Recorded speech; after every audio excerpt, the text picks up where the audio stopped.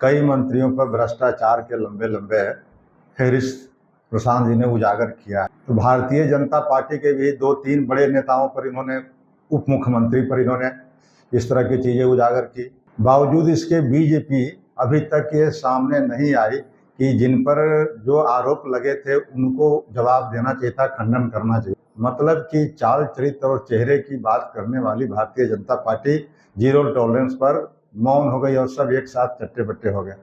दूसरे तरफ नीतीश कुमार जी अपनी पार्टी को शुद्धता की दावा करते रहे, लेकिन उनके भी मानस पुत्र के रूप में जाने जाने वाले मंत्री, वरिष्ठ मंत्री उनके श्री अशोक चौधरी जी पर भी गंभीर आरोप लगे भ्रष्टाचार। अशोक चौधरी जी को जब खंडन नहीं कर रहे हैं लगे आरोपों का, तब इसका मतलब है कि अशोक चौधरी जी को इसलिए कि कई मंत्री भागा भागी कर रहे हैं। आजकल उनको जनता रगेद रही है, 1 किलोमीटर तक भागना पड़ रहा है। मंगल पांडे जी भी उस दिन अटल पथ पर अगर उनकी ड्राइवर लेकर नहीं जाता तो भी कुछ अनहोनी हो सकती थी।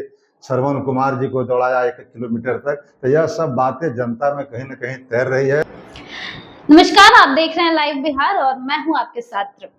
देखिए, बिहार विधानसभा चुनाव जो है वो इस वक्त काफी ज्यादा अपने अंतिम चरण में पहुंच चुका है और इसको लेकर सभी राजनीतिक पार्टियों में गतिविधियां तेज हो गई है। सभी पार्टी के जो नेता हैं वो अपनी अपनी मजबूती पेश करते नजर आ रहे हैं और सभी दल जो है काफी बढ़ चढ़ के इस बार विधानसभा चुनाव में हिस्सा ले रहे हैं। इस वक्त जो है इस साल बिहार विधानसभा चुनाव में जो एक नई पार्टी है वो काफी उभर कर सामने आई है और बहुत ही कम समय में युवाओं में और जनता के बीच अपनी लोकप्रियता बनाई है। ये पार्टी जो है, मैं जिनकी बात कर रही हूँ वो है जन स्वराज पार्टी। और इस वक्त जो है मेरे साथ मौजूद हैं जन स्वराज पार्टी के नेता और ये पूर्व विधान पार्षद भी रह चुके हैं, जिनका नाम है रामबली चंद्रवंशी जी। तो आपका बहुत बहुत स्वागत है रामबली जी।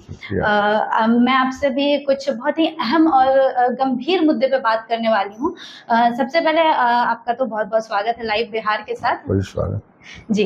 तो अभी एक बहुत बड़ा बयान सामने आया था ये जन स्वराज के जो संस्थापक हैं प्रशांत किशोर जी का।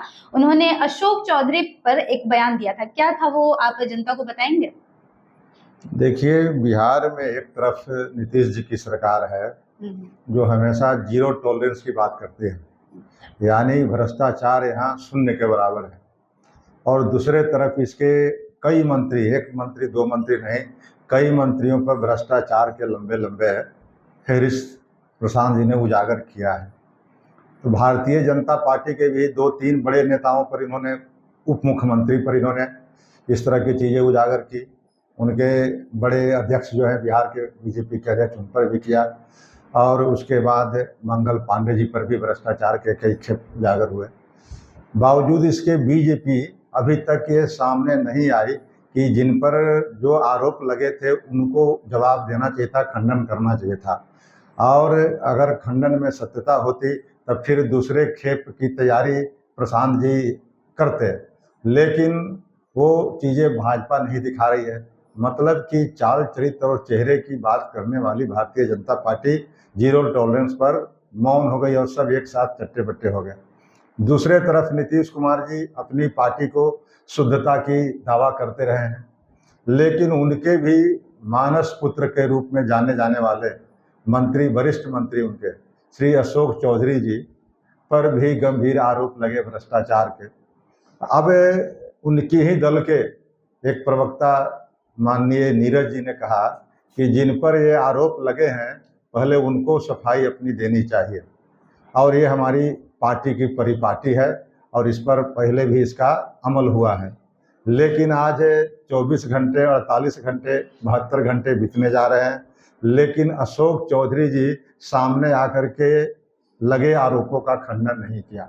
उल्टे इनकी बेटी, जो कि दूसरे दल की सांसद है, शांभवी चौधरी जी, उन्होंने बेटी होने का अपना कर्तव्य पेश करते हुए कुछ बातें, उलूल जुलूल बातें कही। इसका मतलब होता है कि अब अशोक चौधरी जी को जब खंडन नहीं कर रहे हैं लगे आरोपों का, तब इसका मतलब है कि अशोक चौधरी जी को इस्तीफा दे देना चाहिए। और अगर इस्तीफा अशोक चौधरी जी नहीं देते हैं तो मुख्यमंत्री जो जीरो टॉलरेंस की दावा करते थे उनको बर्खास्त करना चाहिए, जैसे कि तेजस्वी जी को भी बर्खास्त किए थे या बाहर कहे थे इस्तीफा देने के लिए। तो अब हमें इंतज़ार है कि या तो अशोक चौधरी जी लगे आरोपों का खंडन करें, और अगर खंडन नहीं कर सकते हैं तो इस्तीफा दें या नहीं तो सरकार बर्खास्त करें। लेकिन अगर अशोक चौधरी जी को लगता है कि प्रशांत किशोर जी के द्वारा लगाए गए आरोप गलत हैं, तो फिर प्रशांत किशोर जी पर उनको मुकदमा करने से, कार्रवाई करने से किसने रोका? तो यह जनता के बीच में, पब्लिक डोमेन में ये बातें आनी चाहिए कि आखिर प्रशांत जी ने जो आरोप लगाई है वह आरोप में कितनी सत्यता है, और अगर सत्यता है तो इसका खंडन क्यों नहीं कर पा रहे हैं अगर सत्य है तो। ये सब बात आज है पब्लिक के अंदर, ये पूरी तरह से बेनकाब हो गई है सरकार। ये झूठ मूठ की दावा जीरो टॉलरेंस की कर रही है। कहीं ना कहीं जो वो हमेशा से आरोप लगाते रहे हैं, आरोप प्रत्यारोप का दौर चलता रहता है, और वो हमेशा राजद पे आरोप लगाते हैं कि वो भ्रष्टाचार करती है।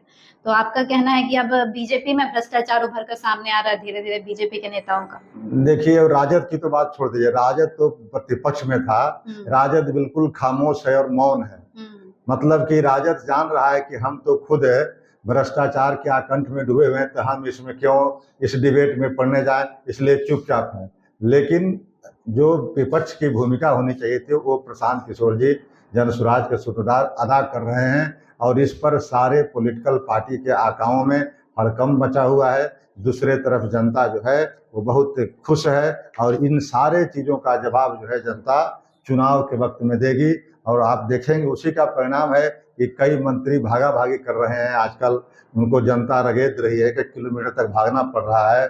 मंगल पांडे जी भी उस दिन अटल पथ पर अगर उनकी ड्राइवर लेकर नहीं जाता तो वो भी कुछ अनहोनी हो सकती थी। श्रवण कुमार जी को दौड़ाया 1 किलोमीटर तक। तो यह सब बातें जनता में कहीं न कहीं तैर रही है, और इसका प्रभाव चुनाव के वक्त और देखने को मिलेगा, जो हम लोग समझ रहे हैं। ठीक है। मैं आगे आपसे पूछना चाहूंगी कि जो भी अभी जो केंद्र में सरकार है, जो डबल इंजन की सरकार है, वो काफी सारी योजनाएं लेकर आई है। तो मेरा मानना है कि जब ऑलरेडी अभी केंद्र में जो सरकार है नीतीश कुमार की, वो जब इतना काम कर रहे हैं, डबल इंजन की सरकार इतना काम कर रही है, चाहे वो महिलाओं के लिए हो या फिर युवाओं के लिए हो या जो भी, तो मेरा मानना है कि आपकी जब सरकार आती है, अगर जनसुराज आते हैं तो जनसुराज क्या नई नीतियां लेकर आएंगे, और ईबीसी वर्ग के लिए वो क्या करेंगे, जो अति पिछड़ा वर्ग है, पिछड़ा वर्ग है उनके लिए? आपके 2 सवाल है, भारत की सरकार हो या बिहार की सरकार हो, ये योजनाएं तो ला रही है, पैसे भी खर्च हो रहे हैं, करोड़ों अरबों रुपए एक महकमे में, एक विभाग में खर्च हो रहे हैं, लेकिन वे भ्रष्टाचार की भेंट चढ़ जा रहे हैं। आप इस सरकार में देखेंगे कि भ्रष्टाचार का ये आलम है कि आप नीचे में जाएंगे तो एक प्रमाण पत्र बनाने के लिए, एक मुहर बनाने के लिए ब्लॉक में, मुख्यालय में 50-50 रुपये, 100 रुपये, 200 रुपये देने पड़ते हैं। तो इस तरह से जब भ्रष्टाचार की भेंट चढ़ेंगे तो विकास का काम कहाँ से होगा, लोगों का भला कहाँ से होगा? इसलिए लोगों को भला नहीं हो रहा है। लेकिन दूसरे तरफ जनसुराज ने बिहार में सिर्फ सत्ता परिवर्तन की बात नहीं की है। ये जनसुराज पहली बार एक नई पार्टी, जो भी 11 महीने की पार्टी लगभग है, और 11 महीने की पार्टी 12 महीना भी पूरा नहीं हुआ है, और आज 243 सीट पर लड़ने का दावा कर रही है। दावा नहीं बल्कि लड़ेगी, और प्री पोल भी और पोस्ट पोल भी किसी पार्टी से समझौता नहीं करेगी। इसलिए नहीं करेगी कि ये समझौता, जो कोलिशन का जो हीरा है, वे सत्ता में आने के लिए इससे उससे हाथ मिला करके, ये गठबंधन करके लोग सत्ता में इन किन प्रकार आते हैं और कंप्रोमाइज करते हैं।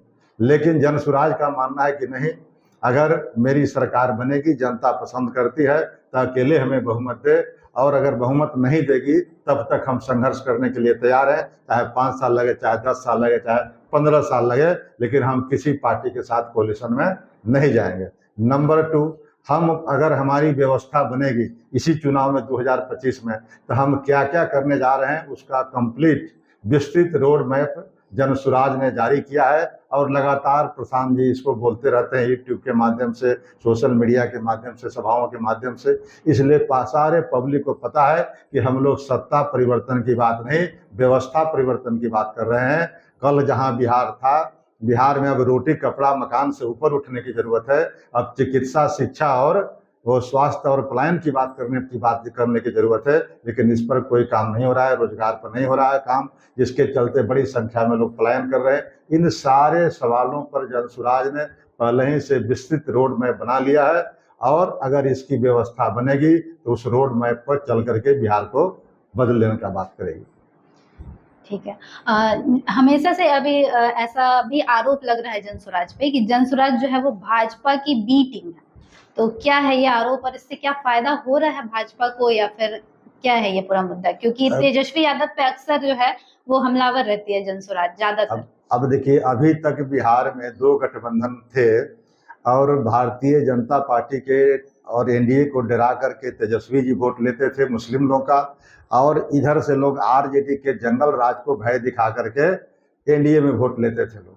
तो ये दोनों का एक दूसरे पर आरोप प्रत्यारोप लगा करके वोट लेते थे, लेकिन अब वो ऐसी बातें नहीं है। अब एक जनसुराज विकल्प के रूप में सामने आ रहा है और आ गया है, और इस पर लोग सोच रहे हैं कि नहीं, किसी को बुड़बक बना करके वोट नहीं करना है, वोट पॉजिटिव हो, चाहे वो मुस्लिम हो चाहे हो।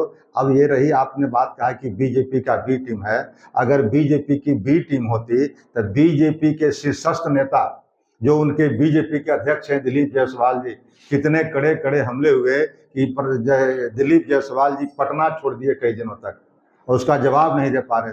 सम्राट चौधरी जो उनके बड़े चेहरे हैं उन पर कलई खुल गई, और इसके अलावा भी मंगल पांडे जी, ये सब बीजेपी के शीर्षस्थ नेता हैं बिहार के। इन लोगों पर हमला क्यों नहीं विपक्ष के नेता तेजस्वी जी और दूसरे लोग कर रहे थे? इसलिए यह बात कहीं न कहीं भ्रम फैलाई गई थी कि बीजेपी के बी टीम है।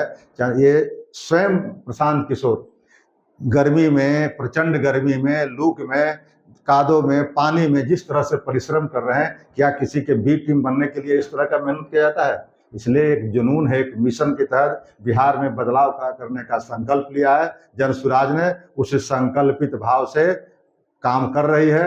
आने वाला समय में इसका परिणाम जरूर दिखाई देगा।